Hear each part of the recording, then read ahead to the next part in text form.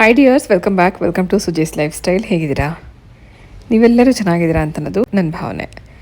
ನಿಮ್ಮ ಅತ್ಯಮೂಲ್ಯ ಸಮಯವನ್ನು ಎಲ್ಲೂ ವೇಸ್ಟ್ ಮಾಡದೆ ಒಂದು ಒಳ್ಳೆ ವಿಡಿಯೋ ನಿಮಗೆ ಕೊಡಬೇಕು ಅಂತನ್ನೋ ಒಂದು ಉದ್ದೇಶದಿಂದ ಇವತ್ತು ತುಂಬ ಡಿಫ್ರೆಂಟ್ ಆಗಿರೋವಂಥ ಮೋಸ್ಟ್ ಯೂಸ್ಫುಲ್ ಟಿಪ್ಸ್ ಜೊತೆಗೆ ಇವತ್ತಿನ ಬ್ಲಾಗ್ ನಿಮ್ಮ ಜೊತೆಗೆ ಶೇರ್ ಮಾಡ್ತಿದ್ದೀನಿ. ಸ್ಕಿಪ್ ಮಾಡಿದೆ, ಪೂರ್ತಿಯಾಗಿ ಬ್ಲಾಗ್ ನೋಡಿ. ಹಾಗೆ ನನಗೆ ಇಂಡೋರ್ ಪ್ಲ್ಯಾಂಟ್ಸ್ ತುಂಬ ಇಡಬೇಕು ಅಂತ ಆಸೆ. ಆದರೆ ನನಗೆಲ್ಲೂ ಕೂಡ ಬಾಲ್ಕನಿ ಇಲ್ಲದಿದ್ದರಿಂದ ಇಲ್ಲಿ ವಿಂಡೋ ಸೀಟ್ ಹತ್ರ ಸಾಕಷ್ಟು ಸ್ಪೇಸ್ ಇತ್ತು, ಅಲ್ಲಿ ಯಾರು ಕೂತ್ಕೋತಾನೆ ಇರಲಿಲ್ಲ. ಅದೇ ಜಾಗನ ಇವಾಗ ಸಣ್ಣ ಬಾಲ್ಕನಿ ಥರನೇ ಮಾಡಿಕೊಂಡು ಅಲ್ಲೊಂದಷ್ಟು ಪ್ಲ್ಯಾಂಟ್ಸ್ ಇಟ್ಟಿದ್ದೀನಿ. ಇದೆಲ್ಲ ಇಂಡೋರ್ ಪ್ಲ್ಯಾಂಟ್ಸ್, ಸೆಮಿ ಶೇಡಲ್ಲಿರೋವಂಥ ಗಿಡಗಳನ್ನು ಈಗ ಒಳಗಡೆ ಇಟ್ಟಿದ್ದೀನಿ. ನೋಡೋಕ್ಕೆ ಒಂಥರ ಚೆನ್ನಾಗಿ ಇಷ್ಟ ಆಗುತ್ತೆ ನನಗೆ, ಅಲ್ಲಲ್ಲಿ ಗ್ರೀನ್ ಕಾಣಿಸ್ತಾ ಇರುತ್ತೆ. ಓಕೆ, ಈಗಾಗಲೇ ಡಿಸೆಂಬರ್ ನಡೀತಾ ಇದೆ. ಡಿಸೆಂಬರಲ್ಲಿ ಸಾಕಷ್ಟು ಥಂಡಿ ಇರುತ್ತೆ, ಆದರೆ ಬೆಂಗಳೂರಲ್ಲಿ ಅಷ್ಟೇನು ಚಳಿ ಕಾಣಿಸ್ತಾ ಇಲ್ಲ. ಆದರೂ ಕೂಡ ಅವಾಗೊಮ್ಮೆ ಇವಾಗೊಮ್ಮೆ ಸ್ವಲ್ಪ ಚಳಿ ಅಂತ ಅನ್ನಿಸ್ದಾಗ ಒಂದು ಸ್ವಲ್ಪ ಬಿಸಿ ಬಿಸಿಯಾಗಿ ಕಾಫಿ ಅಥವಾ ಟೀ ಅಂತ ಕುಡಿಬೇಕು ಅಂತ ಅನಿಸುತ್ತೆ. ಸೊ ನಾನು ಒಂದು ಕಡೆ ಟೀ ಮಾಡಲಿಕ್ಕೆ ಇಟ್ಟಿದ್ದೀನಿ, ಮತ್ತೊಂದು ಕಡೆ ಬೆಣ್ಣೆ ತೆಗೆಯೋದಕ್ಕೆ ಅಂತ ಹಾಲಿನ ಕೆನೆ ನಾನೇನು ಕಲೆಕ್ಟ್ ಮಾಡಿ ಇಟ್ಟಿರ್ತಿದ್ದೆ ಅದನ್ನು ತೆಗೆದಿದ್ದೀನಿ. ಪ್ರತಿದಿನ 1 ಲೀಟರ್ಷ್ಟು ಹಾಲು ಕಾಯಿಸಿದಾಗ ಬರ್ತಾ ಇದ್ದಂಥ ಹಾಲಿನ ಕೆನೆನ 15 ದಿನ ಕೂಡ ಹಾಕಿದಾಗ ನಂಗೆ ಬಂದಂಥ ಕ್ರೀಮ್ ಇದಿಷ್ಟು, ಅಂದರೆ ಹಾಲಿನ ಕೆನೆ. ಇದರಿಂದ ಬೆಣ್ಣೆ ತೆಗೆದಾಗ ಸುಮಾರು 400 ಗ್ರಾಮಷ್ಟು ಬೆಣ್ಣೆ ನನಗೆ ಬಂತು. ಆ ಪ್ರೊಸೀಜರ್ ಇವತ್ತಿನ ಬ್ಲಾಗಲ್ಲಿ ನಿಮ್ಮ ಜೊತೆಗೆ ಶೇರ್ ಮಾಡ್ತಾಯಿದ್ದೀನಿ. ಡೈಲಿ ಹಾಲಿನ ಕೆನೆ ಕೂಡ್ ಹಾಕ್ತೀನಿ. ಇದಾಗಲೇ ಫುಲ್ ಆಗಿಬಿಟ್ಟು ನೋಡಿ, ಇಲ್ಲಿ ಚೆಲ್ಲೋಗ್ಬಿಟ್ಟಿದೆ.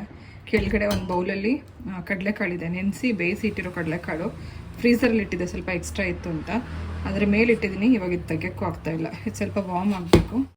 ಸೊ ಇದು ಬೆಂಡಾಗಿತ್ತಲ್ಲ, ಎಲ್ಲ ಸ್ವಲ್ಪ ಚೆಲ್ಲಿಬಿಟ್ಟಿದೆ ಸೈಡಲ್ಲೆಲ್ಲ. ನೋಡಿ, ಕ್ರೀಮ್ ಅಂದರೆ ಪ್ರತಿದಿನ ಹಾಲು ಕಾಯಿಸಿದಾಗ ಈ ಥರ ಕ್ರೀಮ್ ಸಿಗ್ತಿರುತ್ತಲ್ಲ ಹಾಲಿನ ಕೆನೆ, ಅದನ್ನು ಕಲೆಕ್ಟ್ ಮಾಡಿ ಇಡ್ತಾಯಿದ್ದೆ, ಫ್ರೀಸಲ್ಲಿ ಇಡ್ತಾಯಿದ್ದೆ. ಇದನ್ನು ಸ್ವಲ್ಪ ವಾರ್ಮ್ ಮಾಡಿದ ಮೇಲಕ್ಕೆ ಬೆಣ್ಣೆ ತೆಗೆದು ತುಪ್ಪ ಕಾಯಿಸ್ಕೋಬೋದು. ಹಾಗೆ ಇವತ್ತು ಮತ್ತು ಇನ್ನು ಸ್ವಲ್ಪ ಇದನ್ನು ಕೂಡ ಹಾಕಲಿಕ್ಕೆ ಬೇರೆ ಪಾತ್ರೆ ತೊಗೊಂಡಿದ್ದೀನಿ. ಈ ಥರ ಒಂದು ಬಾಕ್ಸ್ ತೊಗೊಂಡ್ರೆ ಒಳ್ಳೆಯದು. ಈ ಥರ ಓಪನಲ್ಲಿ ಇಟ್ಟರೆ ಏನಾಗುತ್ತೆ, ಇನ್ನು ಚೆಲ್ಲೋಗುತ್ತೆ. ಅದಕ್ಕೆ ಕ್ಯಾಪ್ ಇರೋವಂಥದ್ದನ್ನು ಉಪಯೋಗಿಸ್ಕೊತಾ ಇದ್ದೀನಿ. ಆಮೇಲೆ ಏನಂದರೆ, ತುಪ್ಪ ಕಾಯಿಸುವಾಗ ಇಲ್ಲ ಎಷ್ಟೋ ಸತಿ ಕೆಲವು ಸ್ಮೆಲ್ ಬರೋಕ್ಕೆ ಸ್ಟಾರ್ಟ್ ಆಗುತ್ತೆ. ಬೆಣ್ಣೆ ಕಾಯಿಸುವಾಗ ಕೆಲವೊಮ್ಮೆ ಸ್ಮೆಲ್ ಬರುತ್ತೆ. ಆ ಸ್ಮೆಲ್ ಬರಬಾರ್ದು ಅಂದರೆ ಅದಕ್ಕೊಂದು ಟಿಪ್ ನಾನು ಇವತ್ತು ಹೇಳ್ತಾ ಇದ್ದೀನಿ. ಫಸ್ಟ್ ಟೈಮ್ ಯಾವ ಪಾತ್ರೆ ನೀವು ಚೇಂಜ್ ಮಾಡ್ತೀರಾ ಹಾಲಿನ ಕೆನೆ ಸ್ಟೋರ್ ಮಾಡೋದಕ್ಕೆ, ಆ ಬಾಕ್ಸಲ್ಲಿ ಮಾತ್ರ ಒಂದು ಅರ್ಧ ಸ್ಪೂನಷ್ಟು ಮಾತ್ರ ಮೊಸರು ಹಾಕಿ ನೀಟಾಗಿ ಸ್ಪ್ರೆಡ್ ಮಾಡಿ, ಆನಂತರ ಪ್ರತಿದಿನ ನಾವು ಇದನ್ನು ಹಾಕ್ತಾ ಹೋದರೆ ಅದು ಒಂಥರ ಏನಾಗುತ್ತೆ ಅಂದರೆ ಮೊಸರು ರೀತಿಯಲ್ಲೇ ಆಗುತ್ತೆ. ನಮಗಿದು ಸ್ಮೆಲ್ ಬರಲ್ಲ. ಒಂದು ಸ್ವಲ್ಪ ಮೊಸರು ಇದಕ್ಕೆ ಆ್ಯಡ್ ಮಾಡೋದ್ರಿಂದ ತುಪ್ಪ ಕಾಯಿಸುವಾಗ ವಾಸನೆ ಬರಲ್ಲ. ಒಂದು ಸ್ವಲ್ಪ ನಾನು ಇದಕ್ಕೆ ಮೊಸರು ಹಾಕಿದ್ದೀನಿ. ಆನಂತರ ಎವ್ರಿಡೇ ನಾವು ಯಾವಾಗ ಹಾಲಿನ ಕೆನೆ ಬರುತ್ತೋ ಅವಾಗ ಆ್ಯಡ್ ಮಾಡ್ತಾ ಹೋಗ್ಬೋದು. ಅದು ತುಂಬೋಗಿತ್ತು ಅಂತ ಇಲ್ಲಿ ಗ್ಲಾಸಲ್ಲಿ ಕೂಡ ಹಾಕಿ ಇಟ್ಟಿದ್ದೆ ಫ್ರೀಸರಲ್ಲಿ. ಇದು ಕೂಡ ಗಟ್ಟಿಯಾಗಿಬಿಟ್ಟಿದೆ, ಬರೋದೇ ಇಲ್ಲ. ಸ್ವಲ್ಪ ವಾಮ್ ಆದಮೇಲೆ ತೆಗಿಬೇಕು. ತುಂಬ ಜನ ಬೆಣ್ಣೆ ಮಾಡೋದು ಅಂತಂದರೆ ಮೊಸರು ಮೊದಲು ಹೆಪ್ಪಾಕಿ ಆನಂತರ ಅದರಿಂದ ಬೆಣ್ಣೆ ಕಡ್ದು ಆ ಬೆಣ್ಣೆಯಿಂದ ತುಪ್ಪ ಮಾಡಿ ಉಪಯೋಗಿಸ್ಕೋತೀವಿ. ಆದರೆ ಇವತ್ತು ಟೋಟಲಿ ಡಿಫ್ರೆಂಟಾಗಿ ಸ್ವಲ್ಪ ಉಲ್ಟಾ ರೀತಿಯಲ್ಲಿ ನಾನು ನಿಮಗೆ ತೋರಿಸ್ತಾ ಇದ್ದೀನಿ. ಇದು ಬರೀ ಹಾಲಿನ ಕೆನೆ ಅಷ್ಟೇ. ಬರೀ ಹಾಲಿನ ಕೆನೆನ ಒಂದು ಬಾಕ್ಸಲ್ಲಿ ಕಲೆಕ್ಟ್ ಮಾಡಿ ಇಡ್ತಾ ಇದ್ದೆ. ಇದು ಮೊಸರಲ್ಲ. ಸೊ ಇದನ್ನು ನಾನು ಫ್ರೀಝರಲ್ಲಿ ಇಡ್ತೀನಿ. ಫ್ರೀಝರಿಂದ ಒಂದು ಸ್ವಲ್ಪ ಹೊತ್ತಿಗೆ ಮುಂಚೆ ನಾವು ಹೊರಗಡೆಗೆ ಇಟ್ಕೋಬೇಕು ಬೆಣ್ಣೆ ಕಡಿಯುವಾಗ, ಅಥವಾ ನಾಳೆ ನಾವೇನಾದ್ರು ಬೆಣ್ಣೆ ಕಡಿತೀವಿ ಅಂದರೆ ಫ್ರಿಡ್ಜಲ್ಲಿ ಇಟ್ಕೋಬೇಕು. ಆದಷ್ಟು ಫ್ರೀಝರಲ್ಲಿ ಇಡೋದ್ರಿಂದ ಯಾವುದೇ ಕಾರಣಕ್ಕೂ ಹಾಳಾಗಲ್ಲ, ಸ್ಮೆಲ್ ಬರಲ್ಲ. ಏನಂದರೆ ಗಟ್ಟಿ ಇರುತ್ತೆ, ಅದು ಸ್ವಲ್ಪ ರೂಮ್ ಟೆಂಪ್ರೇಚರ್ಗೆ ತಗೊಂಡ್ರೆ ನಾವು ಬೆಣ್ಣೆ ಕಡಿಯೋದಕ್ಕೆ ಈಸಿ ಆಗುತ್ತೆ. ಹಾಗೆ ಇದನ್ನು ಕಡಿಯುವಾಗ ಆದಷ್ಟು ಕೋಲ್ಡ್ ವಾಟರ್ ಅಥವಾ ಐಸ್ ಕೋಲ್ಡ್ ವಾಟರ್ನೇ ನಾವು ಉಪಯೋಗಿಸ್ಕೋಬೇಕು.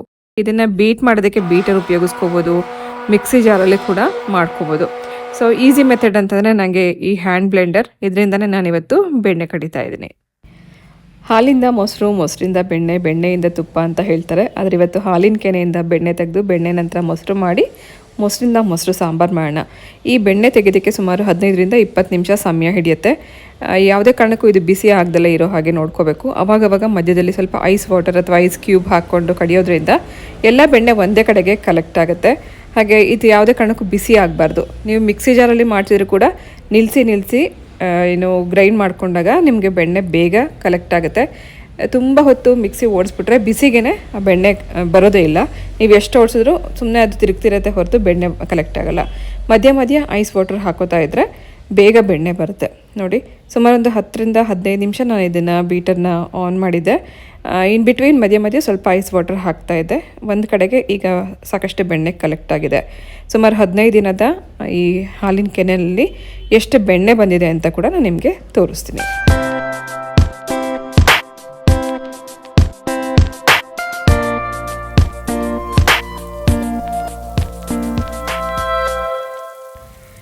ಚಳಿಗಾಲದಲ್ಲಿ ಬೆಣ್ಣೆ ತೆಗೆಯೋದು ತುಂಬ ಸ್ವಲ್ಪ ಬೇಗನೂ ಬೆಣ್ಣೆ ಬರುತ್ತೆ. ಅದೇ ಬೇಸಿಗೆನಲ್ಲಿ ಸ್ವಲ್ಪ ಟೈಮು ಜಾಸ್ತಿ ಹಿಡಿಯುತ್ತೆ, ಹಾಗೆ ಬೆಣ್ಣೆ ತೆಗೆಯೋದು ಕೂಡ ಸ್ವಲ್ಪ ಕಷ್ಟನೇ. ಸೊ ಈ ವಿಂಟರ್ ಸಮಯದಲ್ಲಿ ನೀವು ಈ ಥರ ಬೆಣ್ಣೆ ಕಲೆಕ್ಟ್ ಮಾಡಿ ಇಟ್ಕೊಂಡ್ರೆ ಬೇಕಂದಾಗ ಇದನ್ನು ತುಪ್ಪ ಕಾಯಿಸ್ಕೋಬೋದು, ಅಥವಾ ಬೆಣ್ಣೆನೇ ಇವಾಗಿನ ಊಟಕ್ಕೆ ಅಂದರೆ ಪರಾಠಾಗೆ, ಮುದ್ದೆಗೆ ಇದಕ್ಕೆಲ್ಲ ನೀವು ಬೆಣ್ಣೆನೇ ಹಾಕ್ಕೊಂಡು ತಿನ್ಬೋದು. ಮನೇಲಿ ಮಾಡಿರೋಂಥ ಬೆಣ್ಣೆದು ರುಚಿನೇ ಬೇರೆ. ಹೊರಗಡೆ ತರೋದಕ್ಕೂ ಮನೇಲಿ ಮಾಡೋದಕ್ಕೂ ಸಾಕಷ್ಟು ವ್ಯತ್ಯಾಸ ಇರುತ್ತೆ. ಸೊ ನೋಡಿ, ಸುಮಾರೊಂದು 400 ಗ್ರಾಮಷ್ಟು ಇಲ್ಲಿ ಬೆಣ್ಣೆ ಕಲೆಕ್ಟ್ ಆಗಿದೆ. 2 ಬಾಕ್ಸಲ್ಲಿ ನಾನು ಇದನ್ನು ಹಾಕಿಟ್ಟಿದ್ದೀನಿ. ಫ್ರಿಡ್ಜಲ್ಲಿ ಇಟ್ಕೊಂಡು ಬೇಕಂದಾಗ ಇದನ್ನು ತುಪ್ಪನಾದರೂ ಮಾಡ್ಕೋಬೋದು ಅಥವಾ ಹೀಗೇ ಉಪಯೋಗಿಸ್ಕೋಬೋದು. 400 ಗ್ರಾಮಷ್ಟು ಬಟರ್ ಇಲ್ಲಿ ರೆಡಿಯಾಗಿದೆ. ಇದಿಷ್ಟು ಕ್ರೀಮ್ ಕೂಡ ಹಾಕಿದ್ರೆ 400 ಗ್ರಾಮ್ ಬೆಣ್ಣೆ ಅಂದರೆ ಹೊರಗಡೆ ಎಷ್ಟೊಂದು ದುಡ್ಡಾಗುತ್ತೆ. ಇದಿಲ್ಲೇನು ಉಳಿದಿದೆಯಲ್ಲ, ಇದನ್ನು ನಾನು ವೇಸ್ಟ್ ಮಾಡಲ್ಲ. ಇದರಿಂದ ರೆಸಿಪಿ ಮಾಡ್ಕೋಬೋದು, ಅಥವಾ ಚಪಾತಿ ಹಿಟ್ಟು ಕಲಿಸುವಾಗ ಉಪಯೋಗಿಸ್ಕೋಬೋದು. ಬಟರ್ ಮಿಲ್ಕ್ ಥರ ಮಾಡ್ಕೋಬೋದು. ಇದಕ್ಕೆ ಸ್ವಲ್ಪ ಮೊಸರು ಹಾಕಿ ಸ್ವಲ್ಪ ಅದು ಫರ್ಮೆಂಟ್ ಆದಮೇಲೆ ಮಜ್ಜಿಗೆ ಥರ ಮಾಡ್ಕೊಂಡು ಕುಡಿಬೋದು. ನಾನು ಇದನ್ನು ರೆಸಿಪಿಗೆ ಉಪಯೋಗಿಸಿ ತೋರಿಸ್ತೀನಿ ನಾಳೆ ನಿಮಗೆ. ನಿನ್ನೆ ಇದರಲ್ಲಿ ಬೆಣ್ಣೆ ತೆಗ್ದಿರೋ ಅಂಥದ್ದನ್ನು ಅದಕ್ಕೆ 1 ಸ್ಪೂನಷ್ಟು ಮೊಸರು ಹಾಕಿ ಇಟ್ಟಿದ್ದೆ. ಬರೀ ಹಾಲಿನಕೇನೆ ಏನು ಬೆಣ್ಣೆ ತೆಗೆದ ಮೇಲೆ ಏನಿರುತ್ತೆ, ಹಾಲು ಥರನೇ ಇರುತ್ತೆ. ಅದನ್ನು ನಾವು ಯಾವ ಥರ ಉಪಯೋಗಿಸ್ಕೋಬೋದು ಅಂತ ಅದಕ್ಕೋಸ್ಕರ ಇದೊಂದು ಎಕ್ಸಾಂಪಲ್. ಅದೇ ಹಾಲ್ಗೆನೆ ಅಂದರೆ ಬೆಣ್ಣೆ ತೆಗೆದ ಮೇಲೆ ಏನು ರೆಸಿಡ್ಯೂ ಉಳಿದಿರುತ್ತೆ ಅದಕ್ಕೆ 1 ಸ್ಪೂನಷ್ಟು ಮೊಸರು ಹಾಕಿ ನಾನು ಮುಚ್ಚಿಟ್ಬಿಟ್ಟಿದ್ದೆ. ಓವರ್ ನೈಟ್ ಆದಮೇಲೆ ಇದು ನೆಕ್ಸ್ಟ್ ಡೇ ಬೆಳಗ್ಗೆ ಇದು ಮೊಸರಾಗಿದೆ. ಮೊದಲು ಈ ನೀರಿನ ಅಂಶ ಬಗ್ಗಿಸ್ಕೊಂಬೇಡ.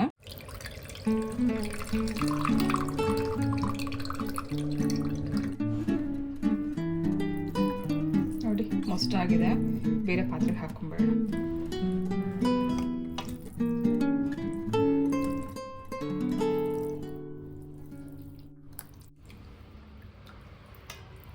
ಒಂದಿನ ಮುಂಚೆನೇ ಹೆಪ್ಪು ಹಾಕಿದ್ರಿಂದ ಹುಳಿ ಏನಾರ ಇದ್ದರೂ ಈ ನೀರಲ್ಲಿ ಬಂದುಬಿಡುತ್ತೆ. ಗಟ್ಟಿ ಮೊಸರು ಇಲ್ಲಿ ಉಳ್ಕೊಂಡಿದೆ.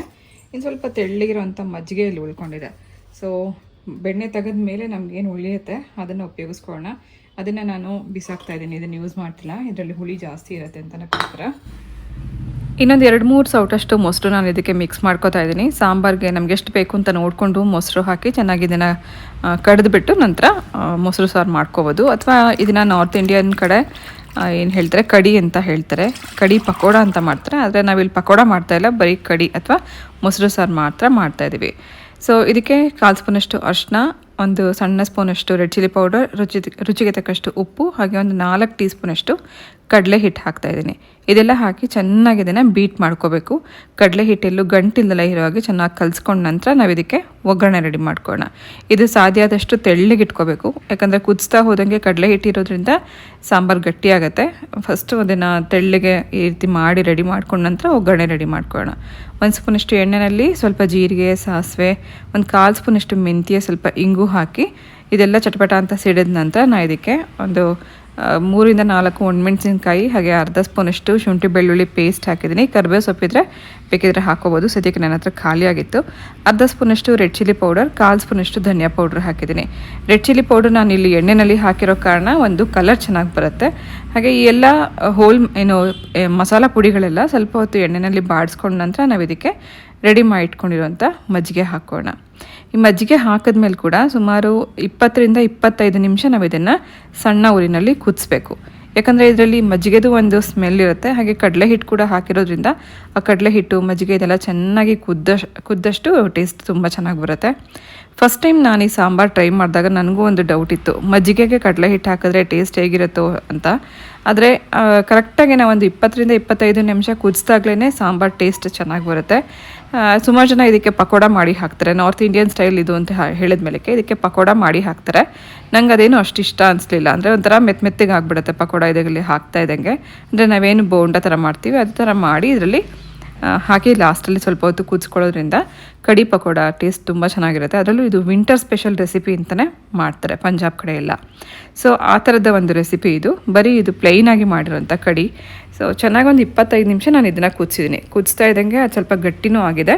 ಆ ಮಜ್ಜಿಗೆ ವಾಸನೆ ಅದೆಲ್ಲ ಹೋಗಿದೆ. ಚೆನ್ನಾಗಿ ಕುದಿದಾಗ ಟೇಸ್ಟ್ ಕೂಡ ತುಂಬ ಚೆನ್ನಾಗಿರುತ್ತೆ. ಕಸೂರಿ ಮೇಥಿ ಹಾಕಿ ಸ್ಟವ್ ಆಫ್ ಮಾಡಿ ಬಡಿಸುವಾಗ ಇದಕ್ಕೆ ಕಟ್ ಮಾಡಿರೋ ಕೊತ್ತಂಬರಿ ಹಾಕಿ ಬಿಸಿ ಅನ್ನ ಜೊತೆಗೆ ಸರ್ವ್ ಮಾಡ್ಬೋದು. ಇದು ಅನ್ನಕ್ಕೆ ಮಾತ್ರನೇ ಬೆಸ್ಟ್ ಕಾಂಬಿನೇಷನ್, ಬೇರೆ ಯಾವುದಕ್ಕೂ ಅಷ್ಟು ಸೂಟಬಲ್ ಅಲ್ಲ. ಮಧ್ಯಾಹ್ನದ ಊಟಕ್ಕೆ ಬಿಸಿ ಅನ್ನ ಜೊತೆಗೆ ನೀವು ಇದನ್ನು ಸರ್ವ್ ಮಾಡ್ಬೋದು. ನೆಂಚ್ಕೊಳ್ಳೋದಕ್ಕೆ ಹಪ್ಪಳನೋ ಉಪ್ಪಿನಕಾಯೋ ನೀವು ಇದ್ರ ಜೊತೆಗೆ ಸರ್ವ್ ಮಾಡ್ಬೋದು. ಸೊ ಲೆಫ್ಟ್ ಓವರ್ ಮಜ್ಜಿಗೆ ಅಥವಾ ಬೆಣ್ಣೆ ಮಾಡಿರೋದ್ರಿಂದ ಈ ಸಾಂಬಾರು ಮಾಡಿದ್ದೀನಿ. ತುಂಬ ಚೆನ್ನಾಗಾಗುತ್ತೆ ಬಿಸಿ ಅನ್ನೋ ಜೊತೆಗೆ. ಖಂಡಿತ ನೀವು ಕೂಡ ಟ್ರೈ ಮಾಡಿ ನೋಡಿ. ಒಂದು ಕಿಚನ್ ಟಿಪ್ ನಾನು ನಿಮಗೆ ಶೇರ್ ಮಾಡ್ತಿರೋದು. ಮೇ ಬಿ ಇದು ಯಾರೂ ತೋರಿಸಿರಲ್ಲ, ಆದರೆ ನಾನು ತೋರಿಸ್ತಾ ಇದ್ದೀನಿ. ಒಂದು ದಿನ ಮುಂಚೆ ನಾನು ಅಕ್ಕಿ ನೆನೆಸಿಟ್ಟೆ. ಇದೆಲ್ಲ ವಾಸನೆಗೆ ಮೇಲ್ಗಡೆಯಿಂದ ಬಂದು ಕೂತ್ಕೊಂಡಿರುವಂಥ ನೊಣದ ಮರಿಗಳು, ಅಂದರೆ ಸಣ್ಣ ಸಣ್ಣ ನೊಣ ಬರುತ್ತಲ್ಲ ಅದು. ಈಗ ಇದು ಅಕ್ಕಿ ನಾನು ನೀರು ದೋಸೆಗೆ ಅಂತ ನೆನೆಸಿದ್ದು. ನನಗೆ ಕೆಲಸ ಜಾಸ್ತಿ ಇದರಿಂದ ಬೇರೆ ಯಾವುದೋ ದಿಢೀರಾಗಿ ಮಾಡೋವಂಥ ಒಂದು ರೆಸಿಪಿ ಮಾಡಿದೆ. ಆದರೆ ಇದು ನೀರು ದೋಸೆಗೆ ನಾನು ನೆನೆಸಿಟ್ಟಿರೋಂಥ ಅಕ್ಕಿ ರುಬ್ಬಕ್ಕಾಗಲೇ ಇಲ್ಲ.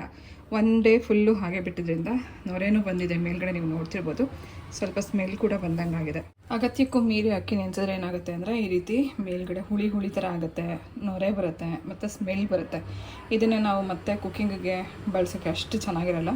ಸ್ವಲ್ಪ ಜಾಸ್ತಿನೇ ಹುಳಿ ಬಂದಿದೆ. ಈ ಮೇಲ್ಗಡೆ ನೊರೆ ಎಲ್ಲ ತೆಗಿಬೇಕು. ತೆಗೆದ ಮೇಲೆ ನಾನು ಇದನ್ನು ಏನು ಮಾಡ್ತೀನಿ ಅಂತ ತೋರಿಸ್ತೀನಿ. ಎಲ್ಲಿ ಹುಳಿ ಅಂಶ ಇರುತ್ತೆ ಅಲ್ಲಿ ನೊಣಗಳ ಮರಿ ಕೂಡ ಜಾಸ್ತಿ ಆಗುತ್ತೆ. ಈಗ ಮೊಸರು ಇಡ್ಲಿ ಅಥವಾ ಆರೆಂಜ್ ಇಡ್ಲಿ ಆ ಥರದ ಹುಳಿ ಅಂಶ ಇರುವಂಥ ಯಾವುದೇ ಹಣ್ಣು, ದ್ರಾಕ್ಷಿ ಈ ಥರ ಇಟ್ಟಾಗ ನೊಣಗಳದ್ದು ಸಣ್ಣ ಸಣ್ಣ ಮರಿಗಳು ಬರುತ್ತೆ. ಅದು ಕೂಡ ಇದ್ರ ಮೇಲ್ಗಡೆ ಬಿದ್ದಿತ್ತು, ಅದನ್ನೆಲ್ಲ ತೆಗ್ದಿದ್ದೀನಿ. ಅದು ಇದು ತಿನ್ನೋದಕ್ಕೆ ಲಾಯಕ್ಕಿಲ್ಲ. ಅದಕ್ಕೋಸ್ಕರ ಇದನ್ನು ವೇಸ್ಟ್ ಅಂತೂ ಮಾಡೋಕ್ಕಾಗಲ್ಲ. ಸುಮಾರು ಒಂದು ದೊಡ್ಡ ಗ್ಲಾಸಷ್ಟು ಅಕ್ಕಿ ನಾನು ನೆನೆಸಿಟ್ಟಿದ್ದೆ. ಮೋಸ್ಟ್ ಯೂಸ್ಫುಲ್ ಟಿಪ್ಸ್ ಅಂತಲೇ ಹೇಳ್ಬೋದು. ಈ ಥರ ಯಾವ್ದಾರ ನೆನೆಸಿರೋಂಥ ಅಕ್ಕಿನ ವೇಸ್ಟ್ ಮಾಡದೆ ನಾವು ಹೀಗೆ ಬಳಸ್ಕೋಬೋದು. ಮೊದಲು ಇದನ್ನು ಚೆನ್ನಾಗಿ ಒಂದು 2-3 ಸತಿ ವಾಶ್ ಮಾಡ್ಕೊತೀನಿ. ಅಕ್ಕಿ ಚೆನ್ನಾಗಿ ತೊಳೆದ್ಮೇಲೆ ಅದೆಲ್ಲ ಸ್ಮೆಲ್ಲೆಲ್ಲ ಹೋದ ನಂತರ ನಾನು ಮಿಕ್ಸಿ ಜಾರಲ್ಲಿ ಇದನ್ನು ಹಾಕ್ಕೊಂಡು ಗ್ರೈಂಡ್ ಮಾಡ್ಕೊತಾ ಇದ್ದೀನಿ. ಗ್ರೈಂಡ್ ಮಾಡುವಾಗ ಯಾವುದೇ ಕಾರಣಕ್ಕೂ ನೀರು ಹಾಕ್ಕೋಬಾರ್ದು. ಇನ್ ಕೇಸ್ ನಮಗೆ ರುಬ್ಬಕ್ಕೆ ಆಗ್ತಾಯಿಲ್ಲ ಅಂದರೆ ಮಾತ್ರ ಒಂದೇ ಒಂದು ಸ್ಪೂನಷ್ಟು ನೀರು ಮಾತ್ರ ಹಾಕ್ಕೋಬೇಕು, ಜಾಸ್ತಿ ನೀರು ಹಾಕ್ಕೋಬಾರ್ದು. ರುಬ್ಬಿರೋಂಥ ಈ ಮಿಶ್ರಣನ ಒಂದು ಕಾಟನ್ ಬಟ್ಟೆ ಮೇಲೆ ಹಾಕಿ ಒಂದು 10 ನಿಮಿಷ ಇದನ್ನು ಬಿಟ್ಬಿಡಬೇಕು. ಸೊ ಈ ರೀತಿ ಬಿಡೋದ್ರಿಂದ ಇದರಲ್ಲಿರೋಂಥ ನೀರಿನ ಅಂಶ ಎಲ್ಲ ಆ ಕಾಟನ್ ಬಟ್ಟೆ ಹೀರ್ಕೊಂಡು ಗಟ್ಟಿಯಾಗುತ್ತೆ. ಆನಂತರ ನಾವು ಇದನ್ನು ಸಣ್ಣ ಸಣ್ಣ ಬಾಲ್ಸ್ ಥರ ಮಾಡಿ ಬಿಸಿಲಲ್ಲಿ ಒಣಗಿಸಿಟ್ಕೋಬೋದು. ಇದು ನಾನು ಮಾಡ್ತಿರೋದು ರಂಗೋಲಿಗೋಸ್ಕರ. ಅಕ್ಕಿನ ರುಬ್ಬಿ ಅದರಿಂದ ರಂಗೋಲಿ ಹಾಕ್ತಾ ಇದ್ದಿದ್ದು ಟ್ರೆಡಿಷ್ನಲ್ ವಿಧಾನದಲ್ಲಿ ನೀವು ನೋಡಿರ್ಬೋದು. ಅದೇ ಥರನೇ ಮುಂಚೆ ನಾವು ಬರೀ ಅಕ್ಕಿನ ರುಬ್ಬಿ ಮಾಡ್ತಾಯಿದ್ವಿ. ಇದನ್ನು ಮಾಡಿ ಇಟ್ಕೊಂಡು ಬೇಕಂದಾಗ ರಂಗೋಲಿ ಹಾಕಲಿಕ್ಕೆ ಉಪಯೋಗಿಸ್ಕೋಬೋದು. ಮಿಕ್ಸಿ ಜಾರ್ ಕ್ಲೀನ್ ಮಾಡಿದ್ಮೇಲೆ ಆ ನೀರನ್ನು ಕೂಡ ಒಂದು ಬೌಲಲ್ಲಿ ಹಾಕಿಟ್ಕೊಂಡಿದ್ದೀನಿ. ಇದರಿಂದನೇ ನಾನು ರಂಗೋಲಿ ನಿಮಗೆ ಬಿಡಿಸಿ ತೋರಿಸ್ತೀನಿ ಯಾವ ಥರ ಬರುತ್ತೆ ಅಂತ. ರಂಗೋಲಿ ಹಾಕುವಾಗ ಕಾಟನ್ ಬಡ್ಸ್ನ ಉಪಯೋಗಿಸ್ಕೋಬೋದು, ಅಥವಾ ಈ ಥರ ಸಣ್ಣದೊಂದು ಕಾಟನ್ ಬಟ್ಟೆ ಇಟ್ಕೊಂಡು ಅದರಿಂದ ಈ ರೀತಿ ರಂಗೋಲಿ ಹಾಕೋತಾ ಹೋಗ್ಬೋದು. ತುಂಬ ಚೆನ್ನಾಗಿ ಬರುತ್ತೆ.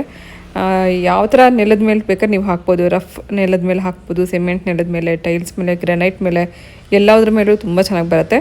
ಇದಕ್ಕೆ ನೀವು ಕಲರ್ ಮಿಕ್ಸ್ ಮಾಡಿಕೊಂಡ್ರೆ ಕಲರ್ ರಂಗೋಲಿ ಥರನೂ ನೀವು ಹಾಕ್ಕೋಬೋದು. ಸೊ ಫಸ್ಟ್ ಇದನ್ನೆಲ್ಲ ಒಣಗಿಸಿ ಇಟ್ಕೊಂಡ್ರೆ ಬೇಕಂದಾಗ ಹಬ್ಬಗಳ ಟೈಮಲ್ಲಿ ರಂಗೋಲಿ ಹಾಕೋದಕ್ಕೆ ಚೆನ್ನಾಗಿರುತ್ತೆ. ನೋಡಿ 10 ನಿಮಿಷ ನಾನು ಬಿಟ್ಟಿದ್ದೆ. 10 ನಿಮಿಷದ ನಂತರ ನೀರೆಲ್ಲ ಹೀರ್ಕೊಂಡು ಈ ರೀತಿ ಗಟ್ಟಿಯಾಗಿರುತ್ತೆ. ಆನಂತರ ಸಣ್ಣ ಸಣ್ಣ ಬಾಲ್ಸ್ ಥರ ಮಾಡಿಕೊಂಡು ಅದನ್ನು ಬಿಸಿಲಲ್ಲಿ ಒಂದಿನ ಒಣಗಿಸ್ಕೊಂಡ್ರೆ ಆಯಿತು. ನಾನು ಸ್ವಲ್ಪ ಅಗ್ಲಕ್ಕೆ ಮಾಡಿಡ್ತಾಯಿದ್ದೀನಿ ಬೇಗ ಒಣಗುತ್ತೆ ಅಂತ. ಒಂದು ಸಣ್ಣ ಸಣ್ಣ ಟ್ಯಾಬ್ಲೆಟ್ಸ್ ಥರ ಮಾಡಿಟ್ಕೊಂಡ್ರೆ ಸಾಕು. ಒಂದು ಸತಿ ರಂಗೋಲಿ ಹಾಕಲಿಕ್ಕೆ ಒಂದೊಂದು ಟ್ಯಾಬ್ಲೆಟ್ ಉಪಯೋಗಿಸ್ಕೋಬೋದು. ಪುಸ್ಪುಸಿಲಿ ಹತ್ತಕ್ಕೆ ಹೋಗ್ಬಿಟ್ಟು ಎಲ್ಲ ಒರೆಸ್ಬಿಟ್ಟಿದ್ದಾನೆ. ಇದನ್ನು ಸೈಡಲ್ಲಿ ಒರೆಸ್ಬಿಡ್ತೀನಿ. ನೋಡಿ, ಕ್ಲೀನ್ ಮಾಡೋದು ಕೂಡ ತುಂಬ ಸುಲಭ. ಇದು ಒಂದು ಒದ್ದೆ ಬಟ್ಟೆ ತೊಗೊಂಡು ಒರೆಸಿದ್ರೆ ಆಯಿತು, ಹೊಟ್ಟೆ ಹೋಯಿತು 2 ನಿಮಿಷಕ್ಕೆ. ಸೊ ಇದನ್ನು ಹಾಕಿದ್ದೀನಿ, ಒಣಗಬೇಕು. ಒಣಗಿದ್ಮೇಲೆ ಎಷ್ಟು ಬೆಳ್ಳಗೆ ಅಂತ ರಂಗೋಲಿ ನಿಮಗೆ ಕಾಣಿಸುತ್ತೆ. ನಾನು ಈಗಾಗಲೇ ಹೊಸ್ತಲ ಮೇಲೂ ಕೂಡ ಇದನ್ನು ಹಾಕಿದ್ದೀನಿ. ಹಬ್ಬ, ಪೂಜೆ ಅಥವಾ ವಿಶೇಷವಾಗಿರೋಂಥ ದಿನಗಳಲ್ಲಿ ಮನೇಲಿ ಏನೋ ರಂಗೋಲಿ ಹಾಕಬೇಕು ಅಂದರೆ ಮಕ್ಕಳು ಅಥವಾ ಈ ಥರ ಪೆಟ್ಸ್ ಇದ್ದಾಗ ರಂಗೋಲಿ ಹಾಕೋದೇ ಒಂದು ದೊಡ್ಡ ಚಾಲೆಂಜಿಂಗ್. ಅದು ಹಾಕಿ ಸ್ವಲ್ಪ ಹೊತ್ತಿಗೆ ಅಳಿಸ್ಬಿಟ್ಟಿರ್ತಾರೆ. ಆದರೆ ಈ ಥರ ರಂಗೋಲಿ ಹಾಕೋದ್ರಿಂದ 1-2 ದಿನ ಆದರೂ ಕೂಡ ನಾವು ಹೆಂಗೆ ಹಾಕಿರ್ತೀವೋ ಹಾಗೇ ಇರುತ್ತೆ. ಸೊ ನಮ್ಮನೆಯಲ್ಲಿ ಸ್ನೂಫಿಗೆ ಯಾವಾಗಲೂ ಹೊಸ್ತಲ ಮೇಲೆ ಮಲ್ಕೊಳ್ಳೋ ಅಭ್ಯಾಸ. ನಾನು ಅದಕ್ಕೆ ಪೇಂಟಲ್ಲಿ ಹಾಕ್ತೀನಿ, ಇಲ್ಲ ಅಂತಂದರೆ ಈ ಥರ ಅಕ್ಕಿ ಹಿಟ್ಟಲ್ಲಿ ಕಲಿಸ್ಬಿಟ್ಟು ಹಾಕ್ತೀನಿ. ಸೊ ಅವಳು ಎಷ್ಟೇ ಓಡಾಡಿದ್ರು ಕೂಡ ಅದು ಅಳಿಸೋವಲ್ಲ. ಇದೇ ರೀತಿ ಎಲ್ಲ ಸಣ್ಣ ಸಣ್ಣ ಉಂಡೆಗಳನ್ನು ಒಂದು ಟ್ಯಾಬ್ಲೆಟ್ ಥರ ಮಾಡಿ ನಾನು ಒಂದು ಪ್ಲೇಟಲ್ಲಿ ಬಿಸಿಲಲ್ಲಿ ಇಟ್ಟಿದ್ದೀನಿ ಒಣಗಿಸ್ಲಿಕ್ಕೆ. ಇದನ್ನು ಡೈರೆಕ್ಟ್ ಸನ್ಲೈಟಲ್ಲೇ ಇಡಬೇಕು ಅಂತೇನಿಲ್ಲ, ಮನೆ ಒಳಗಡೆ ಒಣಗಿಸ್ಕೋಬೋದು. ಒಂದು ದಿನಕ್ಕೆ ಚೆನ್ನಾಗಿ ಒಣಗಿರುತ್ತೆ.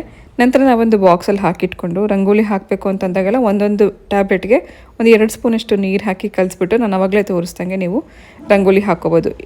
ಇಯರ್ಬಡ್ಸಿಂದನೋ ಅಥವಾ ಒಂದು ಸಣ್ಣ ಕ್ಲಾತಿಂದ ಅಥವಾ ಕಾಟನಿಂದ ರಂಗೋಲಿ ಹಾಕ್ಕೋಬೋದು. ನೋಡಿ, 1 ಗ್ಲಾಸಷ್ಟು ಅಕ್ಕಿಯಿಂದ ಎಷ್ಟೊಂದೆಲ್ಲ ನಮಗೆ ಈ ಟ್ಯಾಬ್ಲೆಟ್ಸ್ ಆಗಿದೆ ಅಂತ. ಸೊ ಸುಮಾರು ದಿನಕ್ಕೆ ನಮಗೆ ರಂಗೋಲಿಗೆ ಈ DIY ರೆಡಿಯಾಗಿದೆ. ವೇಸ್ಟ್ ಆಗ್ತಿರೋಂಥ ಅಕ್ಕಿಯಿಂದ ನಾನು ಈ ಥರ ಒಂದು DIY ರೆಡಿ ಮಾಡಿ ಇಟ್ಕೊಂಡಿದ್ದೀನಿ. Say hi.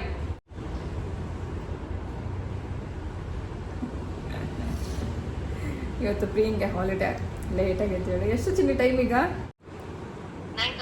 ಹೆಂಗಿದೆ ಸಮಾಚಾರ ಅಲ್ಲಿ? ಥಂಡಿ ಹೆಂಗಿದೆ? ಹಾಂ ಹಾಂ ಇವತ್ತು ಎಲ್ಲ ಬಟ್ ನಂದಿದೆ. ಈ ಸರ್ತಿ ನ್ಯೂ ಇಯರ್ ಸೆಲೆಬ್ರೇಷನ್ ಹೆಂಗ್ ನಡೀತಾ ಇದೆ? ಆಫೀಸಲ್ಲಿ ಗಿಫ್ಟ್ಸ್ ಎಲ್ಲ ಬರ್ತಾರೆ.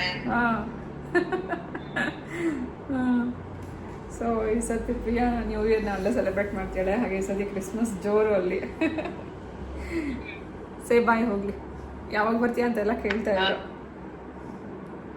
ಬರ್ತೀನಿ ಮುಂದಿನ ವರ್ಷ 2025ಗೆ. ಓಕೆ, ಮತ್ತೊಂದ್ಸತಿ ಬಾಯ್ ಹೇಳ್ಬಿಡು, ಆಮೇಲೆ ಮಾತಾಡೋಣ. ಖುಷಿ ಆಯ್ತು ಎಲ್ಲರಿಗೂ ಹೇಳಿದ್ದು. ಎಷ್ಟೋ ವಸ್ತುಗಳು ತರಿಸಿದಾಗ ಅಷ್ಟೇನು ಖುಷಿನೇ ಅಂತ ಅನ್ಸಲ್ಲ. ಕೆಲವೊಂದು ವಸ್ತುಗಳು ತುಂಬ ಮನಸ್ಸಿಗೆ ಹತ್ತಿರ ಇರುತ್ತಲ್ಲ, ಅಂಥ ವಸ್ತುಗಳು ತರಿಸಿದಾಗ ಅದೆಷ್ಟು ಖುಷಿ ಆಗುತ್ತೆ. ಈ ಥರದ ಪಾತ್ರೆಗಳು ನಮ್ಮ ಅಜ್ಜಿ ಮನೆಯಲ್ಲಿ ತುಂಬ ಇತ್ತು. ಇವಾಗ ನಾನು ಅದನ್ನು ಹೇಳ್ತಾ ಇದ್ದೀನಿ, ಬಟ್ ಬ್ಯಾಕ್ಗ್ರೌಂಡಲ್ಲಿ ತುಂಬ ನಾಯ್ಸ್ ಇತ್ತು. ನಾನು ಮಾತಾಡ್ತಿದ್ದಿದ್ದು ಅಷ್ಟಾಗಿ ಕ್ಲಿಯರಾಗಿ ಕೇಳಿಸ್ತಿರಲಿಲ್ಲ, ಹಾಗಾಗಿ ವಾಯ್ಸ್ ಓವರಲ್ಲಿ ಹೇಳ್ತಾ ಇದ್ದೀನಿ. ಸೊ ನಮ್ಮ ಅಜ್ಜಿ ಮನೆಯಲ್ಲಿ ನಾವು ತುಂಬ ಚಿಕ್ಕವರಿದ್ದಾಗ ಪ್ರತಿಯೊಂದು ವಸ್ತುನೂ ಎಲ್ಲ ಹಿತ್ತಾಳೆ ಮತ್ತು ತಾಮ್ರ ಇಂಥದ್ದೇ ಇತ್ತು. ಬರ್ತಾ ಅದೆಲ್ಲ ಹೋಗಿ ಬರೀ ಸ್ಟೀಲ್ ಪಾತ್ರೆಗಳು ಬಂದಮೇಲೆ ವಾಪಸ್ ಯಥಾಸ್ಥಿತಿ ಅಂದರೆ ಮುಂಚೆ ಏನಿತ್ತು ಅದೆಲ್ಲ ಮತ್ತೆ ಮರುಕಳಿಸ್ತಾ ಇದೆ ಅಂತ ಅನ್ನಿಸ್ತಾ ಇದೆ. ಸೊ ಈ ತಟ್ಟೆ ನಾನು ತರಿಸಿದ್ದು ಅಮೆಝಾನಿಂದ 1600 ರುಪೀಸ್ ಏನೋ ಆಯಿತು. ಆದರೆ ಇದಕ್ಕಿಂತ ತುಂಬ ದೊಡ್ಡದೊಂದು ತಟ್ಟೆ ಇತ್ತು ನಮ್ಮ ಅಜ್ಜಿ ಮನೆಯಲ್ಲಿ. ಅದರಲ್ಲಿ ನಮ್ಮ ಸೋದರ ಮಾವ ಪ್ರತಿ ಸತಿ ಊಟ ಮಾಡೋರು ಅದರಲ್ಲಿ ಡೈಲಿ. ನಮ್ಮ ಮನೆಯಲ್ಲಿ ಪಾಯಸ ಕುಡಿಬೇಕು ಅಂದರು, ಮಜ್ಜಿಗೆ ಕುಡಿಬೇಕು ಅಂದರು ಅದೇ ತಟ್ಟೆಲ್ಲಿ ಹಾಕ್ಕೊಂಡು ಕುಡಿತಾಯಿದ್ರು. ಅದು ನಂಗೆ ತುಂಬ ಇಷ್ಟ ಆಗ್ತಿತ್ತು ಆ ಥರ ಕುಡಿಯೋದು. ಒಂಥರ ತೃಪ್ತಿ ಅನ್ಸೋದು ಊಟ ಆದಮೇಲೆ ಅದರಲ್ಲಿ ಮಜ್ಜಿಗೆ ಅಥವಾ ಪಾಯಸ ಕುಡಿಯೋಕ್ಕೆ. ಸೊ ಆ ಥರದೊಂದು ಊಟ ತಟ್ಟೆ ಬೇಕು ಅಂತ ತುಂಬ ಆಸೆ ಇತ್ತು, ಅದನ್ನು ತರಿಸಿದ್ದೀನಿ. ಇದರಲ್ಲಿ ಇವತ್ತು ಏನಾದರೂ ಸರ್ವ್ ಮಾಡಬೇಕು ಅಂತನೋ ಆಸೆ ಇಟ್ಕೊಂಡೆ ಒಂದು ಸ್ವೀಟ್ ರೆಸಿಪಿ ಮಾಡ್ತಾಯಿದ್ದೀನಿ. ನನಗೆ ಅದು ನೋಡೋದಾಗಿದೆ ತುಂಬ ಆಸೆ ಇತ್ತು, ನನಗೂ ಆ ಥರದ್ದು ಒಂದು ತಟ್ಟೆ ಬೇಕು ಅಂತ. ಅದೇ ಥರ ತಟ್ಟೆ ಹುಡುಕ್ತೆ 6000 ರುಪೀಸ್ ಮೇಲಿತ್ತು, ತುಂಬ ಕಾಸ್ಟ್ಲಿಗೆ ಅದು. ಸೊ ಇದಕ್ಕೆ ದೊಡ್ಡದಾಗಿದೆ, ಪ್ಲೈನ್ ಆಗಿದೆ. 7000 ರುಪೀಸ್ ಏನೋ ಇದೆ ಅದು. ಬಟ್ ಇದು ನಾನು ತರಿಸಿದ್ದು 1600 ಏನೋ ಇದೆ. ಇದರ ಲಿಂಕ್ ನಾನು ಡಿಸ್ಕ್ರಿಪ್ಷನ್ ಬಾಕ್ಸಲ್ಲಿ ಹಾಕಿರ್ತೀನಿ, ಚೆಕ್ ಮಾಡಿ. ಸೊ ತುಂಬ ಇಷ್ಟ ಆಯ್ತು ನನಗಿದು. ಇದರಲ್ಲಿ ನಾನು ಸರ್ವ್ ಮಾಡಬೇಕು ಅಂತ ಆಸೆ ಪಡ್ತಿದ್ದೀನಿ. ಸೊ ಇದರಲ್ಲಿ ಊಟ ಮಾಡೋಕ್ಕೂ ಒಳ್ಳೆಯದು, ಆಮೇಲೆ ಆರೋಗ್ಯಕ್ಕೂ ಒಳ್ಳೆಯದು ಅಂತ ಹೇಳ್ತಾರೆ. ನಂಗೆ ತುಂಬ ಇಷ್ಟ ಆಯಿತು. ಭಾರ ಕೂಡ ಇದೆ, ವೆಯ್ಟ್ ಇದೆ, ಒಳ್ಳೆ ರಿವ್ಯೂ ಇತ್ತು, ತುಂಬ ಚೆನ್ನಾಗಿದೆ. ಸೊ ಒಬ್ರಿಗೆ ಊಟಕ್ಕೆ ಬಡಿಸೋಷ್ಟು ದೊಡ್ಡದಾಗಿದೆ. ಕ್ವಿಕ್ ಆ್ಯಂಡ್ ಈಸಿಯಾಗಿ ಆಗುವಂಥ ಒಂದು ಸ್ವೀಟ್ ರೆಸಿಪಿ ನೋಡ್ಕೊಂಬರೋಣ. ನೆನೆಸಿರೋವಂಥ ಅರ್ಧ ಕಪ್ಪಷ್ಟು ಹೆಸರುಬೇಳೆ, ನೆನೆಸಿರೋವಂಥ ಅರ್ಧ ಕಪ್ಪು ಕಡಲೆಬೇಳೆ, ಒಂದು 3/4 ಕಪ್ಪಷ್ಟು ಅಕ್ಕಿನೂ ಕೂಡ ನೆನೆಸಿ ಇಟ್ಟಿದ್ದೆ. ಸೊ ಈ ನೆನೆಸಿರೋವಂಥ ಬೇಳೆಗಳು ಮತ್ತು ಅಕ್ಕಿನ ಕುಕ್ಕರಲ್ಲಿ ಹಾಕಿ ಒಂದು 2 ಗ್ಲಾಸಷ್ಟು ನೀರು ಹಾಕಿ ಲಿಡ್ ಕ್ಲೋಸ್ ಮಾಡಿ 2 ವಿಸಿಲ್ ಕೂಗಿಸ್ಕೊಳ್ಳೋಣ. ಅದೇ ಸೇಮ್ ಟೈಮಲ್ಲೇ ಇನ್ನೊಂದು ಪಾತ್ರೆಯಲ್ಲಿ 1 ಕಪ್ಪಷ್ಟು ಬೆಲ್ಲ ಕರಗಿಸ್ಕೊತಾ ಇದ್ದೀನಿ. ಸೊ ಇದೊಂದು ದೇವಸ್ಥಾನದಲ್ಲಿ ಕೊಡುವಂಥ ಪ್ರಸಾದದ ರೆಸಿಪಿ ಇದು. ನಾವು ಯೂಶ್ವಲಿ ರಂಗನಾಥ ಸ್ವಾಮಿ ದೇವಸ್ಥಾನಕ್ಕೆ ಹೋದಾಗ ಊಟ ಆದಮೇಲೆ ಒಂದು ಪಾಯಸ ಸರ್ವ್ ಮಾಡ್ತಾರೆ, ಆ ರೀತಿ ಪಾಯಸ ಇದು. ಸೊ ರುಬ್ಕೊಳ್ಳೋದಕ್ಕೋಸ್ಕರ ಒಂದು ಅರ್ಧ ಕಪ್ಪಷ್ಟು ಒಣ ಕೊಬ್ಬರಿ ಹಾಕಿದ್ದೀನಿ, ಹಾಗೆ ಸ್ವಲ್ಪ ಗೋಡಂಬಿ, ಬಾದಾಮಿ, ಏಲಕ್ಕಿ ಇದಿಷ್ಟನ್ನು ಹಾಕಿ ಫಸ್ಟು ಸ್ವಲ್ಪ ಅದನ್ನು ಪೌಡರ್ ರೀತಿ ಮಾಡ್ಕೊಂಡ ನಂತರ ನೀರು ಹಾಕಿ ನುಣ್ಣಗೆ ರುಬ್ಕೋಬೇಕು. ಹಾಗೆ ಬೆಂದಿರೋವಂಥ ಅಕ್ಕಿ ಬೇಳೆನೆಲ್ಲ ಚೆನ್ನಾಗಿ ಮ್ಯಾಶ್ ಮಾಡ್ಕೊಳ್ಳೋಣ. ಚೆನ್ನಾಗಿ ಮ್ಯಾಶ್ ಮಾಡ್ಕೊಂಡ ನಂತರ ಕರಗಿಸಿ ಇಟ್ಕೊಂಡಿರೋವಂಥ ಬೆಲ್ಲನ ಶೋಧಿಸ್ಬಿಟ್ಟು ಹಾಕ್ಕೋಬೇಕು. ಇದರಲ್ಲಿ ಕಲ್ಲೇನಾರು ಇದ್ದರೆ ಶೋಧಿಸ್ಕೊಂಡು ಹಾಕ್ಕೋಬೋದು. ಆನಂತರ ಮತ್ತೆ ಸ್ಟವ್ ಆನ್ ಮಾಡಿ ಚೆನ್ನಾಗಿ ಮಿಕ್ಸ್ ಮಾಡ್ಕೋತಾ ಇದ್ದೀನಿ. ಚೆನ್ನಾಗಿದೆ ಮಿಕ್ಸ್ ಮಾಡ್ಕೊಂಡ ನಂತರ ನಾವು ಇದಕ್ಕೆ ರುಬ್ಬಿಟ್ಕೊಂಡಿರೋವಂಥ ಕೊಬ್ಬರಿ ಮತ್ತು ಡ್ರೈ ಫ್ರೂಟ್ಸ್ದು ಮಿಕ್ಸ್ಚರ್ ಏನಿರುತ್ತೆ ಅದನ್ನು ಹಾಕೋಣ. ಇಲ್ಲಿ ನೀವು ಹಸಿ ಕಾಯಿ ಬೇಕಾದ್ರೆ ಹಾಕ್ಕೋಬೋದು, ನಾನು ಇಲ್ಲಿ ಒಣ ಕೊಬ್ಬರಿ ಹಾಕಿದ್ದೀನಿ. ಸೊ ಯಾವುದನ್ನು ಹಾಕೊಂಡ್ರೂ ಕೂಡ ತುಂಬ ಚೆನ್ನಾಗಿ ಬರುತ್ತೆ ಟೇಸ್ಟ್. ಆದರೆ ದೇವಸ್ಥಾನದಲ್ಲಿ ಕೊಟ್ಟಂಥ ಪ್ರಸಾದದ ಟೇಸ್ಟ್ ಇದು ನಾವು ಎಷ್ಟೇ ಚೆನ್ನಾಗಿ ಮಾಡೋಕ್ಕೆ ಹೋದರೂ ಬರಲ್ಲ. ಸೊ ಇದು ನಮಗೆ ಒಂದು ಪಾಯಸದ ರೀತಿಯಲ್ಲೂ ಇರುತ್ತೆ, ಹಾಗೆ ಒಂದು ಸ್ವೀಟ್ ಏನು ಹೇಳ್ತಾರೆ ಸಿಹಿ ಪೊಂಗಲ್ ಆ ಥರನೂ ಇರುತ್ತೆ. ಇದೆಲ್ಲ ಚೆನ್ನಾಗಿ ಕೂದಿಸ್ಕೊಂಡಾದ್ಮೇಲೆ ಲಾಸ್ಟಲ್ಲಿ ತುಪ್ಪದಲ್ಲಿ ಸ್ವಲ್ಪ ಒಣ ಕೊಬ್ಬರಿ ಮತ್ತು ಡ್ರೈ ಫ್ರೂಟ್ಸ್ನ ಹುರಿದು ಹಾಕಿದ್ದೀನಿ. ರುಚಿಯಾಗಿರುವಂಥ ಸ್ವೀಟ್ ರೆಸಿಪಿ ಇಲ್ಲಿ ರೆಡಿಯಾಗಿದೆ. ನೀವು ಇದನ್ನು ಪೊಂಗಲ್ ಅಂತನಾದರೂ ಅನ್ಕೋಬೋದು, ಪಾಯಸ ಅಂತನಾದರೂ ಅನ್ಕೋಬೋದು. ಸೊ ರುಚಿಯಾಗಿರುವಂಥ ಒಂದು ಸ್ವೀಟ್ ರೆಸಿಪಿನ ಈ ನಾನು ತರಿಸಿರುವಂಥ ತಟ್ಟೆನಲ್ಲಿ ಸರ್ವ್ ಮಾಡ್ತಾಯಿದ್ದೀನಿ. ಇದಾಗಲೇ ಸ್ವಲ್ಪ ದಿನಕ್ಕೆ ಮುಂಚೆನೇ ತರಿಸಿದ್ದೆ, ಒಂದು ಪುಟ್ಟದೊಂದು ಸ್ವೀಟ್ ಅಥವಾ ಸ್ನ್ಯಾಕ್ಸ್ ಸರ್ವ್ ಮಾಡಲಿಕ್ಕೆ ಅಂತ. ಆದರೆ ಇವತ್ತು ನಾನು ತರಿಸಿದ್ದು ಊಟ ತಟ್ಟೆ, ಸ್ವಲ್ಪ ದೊಡ್ಡ ತಟ್ಟೆ, ಅದರಲ್ಲಿ ಈ ಸ್ವೀಟ್ನ ಸರ್ವ್ ಮಾಡ್ತಾಯಿದ್ದೀನಿ. ಈ ತಟ್ಟೆಲಿ ಫಸ್ಟ್ ಟೈಮ್ ಹರ್ಷಕ್ಕೆ ಬಡಿಸಿದ್ದೀನಿ ತರಕಾರಿ ಬೇಳೆ ಸಾರು ಸ್ವೀಟ್. ಫಸ್ಟ್ ಸ್ವೀಟ್ ಟೇಸ್ಟ್ ಮಾಡಿ. ಕಾಪರ್ ಬ್ರಾಸ್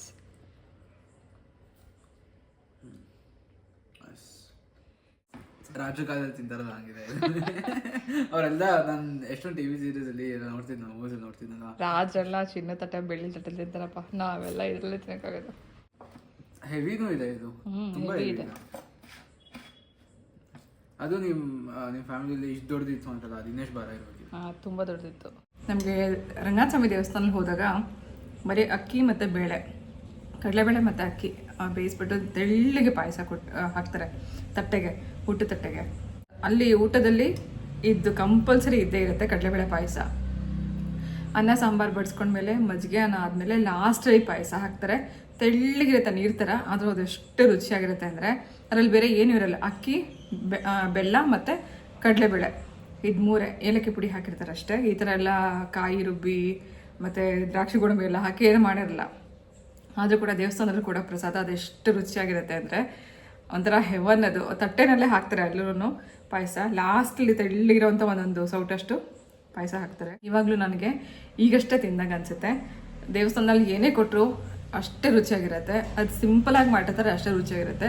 ಮನೇಲಿ ನಾವು ಎಷ್ಟೇ ಹಾಕಿ ಮಾಡಿದ್ರು ಆ ರುಚಿ ಮಾತ್ರ ಬರಲ್ಲ. ಇದು ತುಂಬ ಚೆನ್ನಾಗಿದೆ, ಬಟ್ ಟೆಂಪಲಲ್ಲಿ ಕೊಡುವಂಥ ಪ್ರಸಾದದ ರುಚಿ ಖಂಡಿತ ಬರಲ್ಲ. ಸೊ ಇದು ಕೂಡ ತುಂಬ ಚೆನ್ನಾಗಿದೆ. ಇದರಲ್ಲಿ ಹೆಸರುಬೇಳೆ ಹಾಕಿರೋದ್ರಿಂದ ಸ್ವಲ್ಪ ಗಟ್ಟಿಯಾಗಿದೆ. ನಮಗೆ ಕಾಳು ಕಡಲೆಬೇಳೆ ಬಾಯಿಗೆ ಸಿಗುತ್ತೆ. ಹೆಸರುಬೇಳೆ ನುಣ್ಣಗಾಗಿದೆ. ಅಕ್ಕಿ ನೆನೆಸ್ಬಿಟ್ಟು ಹಾಕಿರೋದ್ರಿಂದ ಅದು ಕೂಡ ನುಣ್ಣಗಾಗಿದೆ.